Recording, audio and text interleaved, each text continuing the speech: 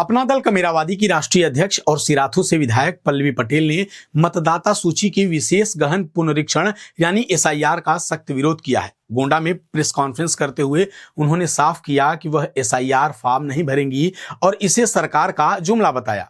पल्लवी पटेल ने सवाल उठाते हुए कहा कि अगर वह फॉर्म नहीं भरती तो क्या उन्हें चुनाव लड़ने या वोट देने के अधिकार से वंचित कर दिया जाएगा।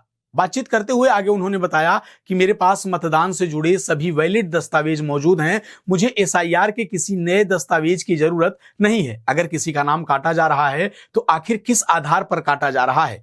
सरकार एसआईआर के नाम पर लोकतंत्र पर हमला कर रही है। विधायक पल्लवी पटेल ने एसआईआर प्रक्रिया को लेकर केंद्र और राज्य की सरकार की नीयत पर भी सवाल उठाए। उन्होंने कहा कि एसआईआर सरकार का एक जुमला है और इस प्रक्रिया के बहाने सरकार लोकतंत्र पर हमला कर रही है। पल्लवी पटेल ने आगे क्या कुछ कहा है, आइए आपको सुनाते हैं। तो आप एसआईआर प्रक्रिया का विरोध करते हैं? मैं बिल्कुल विरोध करती हूँ। आपने अपना एसआईआर फॉर्म भर दिया? नहीं भरेंगे? नहीं भरूंगी। क्या चीज नहीं भरेंगी मैम? एसआईआर फॉर्म आप नहीं भरेंगे? नहीं भरूंगी। क्यों नहीं, क्यों भरना चाहिए मुझे? क्यों भरना चाहिए? मैं तो नागरिक हूँ ना, मेरे पास तमाम दस्तावेज है, तो एसआईआर मुझे क्यों भर रहा है? तो आप तो अपने मताधिकार से वंचित हो जाएंगे। वही मैंने बोला मैं कैसे वंचित हो जाऊंगी? मैं पूरी उम्र अपना वोट दे रही हूँ। आज अगर एसआईआर नहीं भरूंगी तो मैं वंचित हो जाऊंगी? नहीं, मेरा विरोध सिर्फ इतना है कि मेरे पास तमाम वैलिड दस्तावेज हैं। तो अब आप अगर मेरा नाम काटते तो किस आधार पे काट रहे हैं? क्योंकि मैं तो लगातार वोट दे रही हूँ, मेरे तमाम दस्तावेज हैं। तो अब एसआईआर की जरूरत मुझे क्यों है? से क्या मैं मतदाताओं से इतना अपील करूंगी, अगर आप एसआईआर को ठीक समझते हैं तो भरिए, अगर आप ठीक नहीं समझते हैं तो आप मत भरिए। मैं ये मानती हूं कि मैं इस देश की लोकतांत्रिक व्यवस्था में वोटर हूं, मेरे पास तमाम प्रपत्र हैं, मैं एसआईआर नहीं भरूंगी। जिस तरीके से अभी एसआईआर चल रहा है, ऐसे में विपक्षी हमलावर कैसे देखते हैं एसआईआर को लेकर? देखिए, एसआईआर जो है ये मुझे ठीक वैसा ही प्रतीत होता है जैसा कि इससे पहले जो महिलाओं के लिए आरक्षण की घोषणा की गई थी। महिलाओं के लिए आरक्षण की घोषणा करते हुए सिर्फ पेपरों पे घोषणा कर दी गई, लेकिन उसको ज़मीनी स्तर पे नहीं उतारा गया।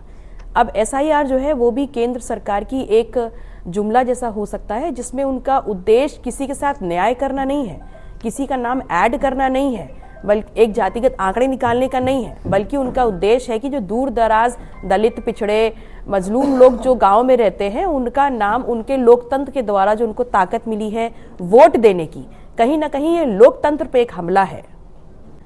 देखिए, विपक्ष इसलिए हमलावर है क्योंकि कहीं ना कहीं हमें जो उनकी नीयत है उस पर हमें शक है, और इसलिए क्योंकि जिस जिस प्रदेश में चुनाव की घोषणा हो रही है और जहां जहां से उनको ज्यादा से ज्यादा सीटें हासिल करनी है, वहां वहां एसआईआर को इस प्रकार से गति दी जा रही है। और सबसे इंपॉर्टेंट चीज ये है कि जिस प्रकार का प्रेशर जो बीएलओज हैं और जो लोग इसमें लगे हुए हैं इस पूरी संपूर्ण प्रक्रिया को पूर्ण करने के लिए, जिस प्रकार से प्रेशर उनके ऊपर है, कहीं ना कहीं अमानवीय है। और हमें इस बात को भी ध्यान में रखना चाहिए कि सरकार के द्वारा प्रदत्त कोई भी काम किया जाए, लेकिन उसमें किसी प्रकार से कोई भी व्यक्ति अंडर टेंशन, अंडर प्रेशर काम ना करे। बिल्कुल दबाव है। अगर उनके ऊपर यह दबाव है कि पूरा कार्य जो आपको सौंपा गया पूरा नहीं होता तो आपकी तनख्वाह रोक दी जाएगी, तो एक व्यक्ति जो सरकारी कर्मचारी है वो 30 दिन काम किस लिए करता है? वो इसलिए करता है ताकि उसकी जेब में उसकी तनख्वाह है, वो अपने परिवार का भरण पोषण कर सके। किसी भी काम को करने की आप एक लिमिट लगा सकते हैं, लेकिन उसका वेतन रोकने का मापदंड तो सही नहीं है।